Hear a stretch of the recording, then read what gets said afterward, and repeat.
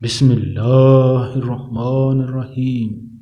میرے پیارے دوستوں اور بزرگوں، السلام علیکم۔ جیسا کہ آپ جانتے ہیں، طلاق کے متعلق ہماری سیریز ویڈیوز چل رہی ہیں۔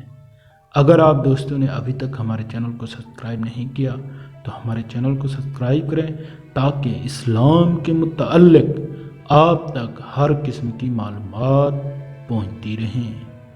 آج کا جو ہمارا سوال ہے، طلاق کے لیے کون سا لفظ بولا جائے؟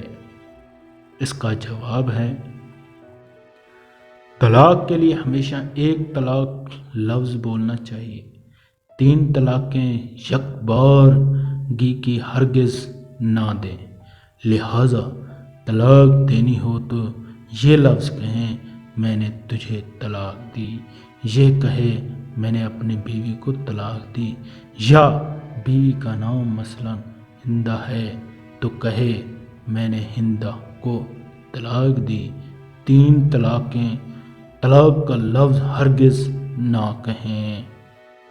مزید اس طرح کے سوالات اور جوابات کے لیے ہمارے چینل کو سبسکرائب کریں تاکہ اسلام کے متعلق ہر قسم کی معلومات آپ تک پہنچتی رہیں۔ اللہ حافظ۔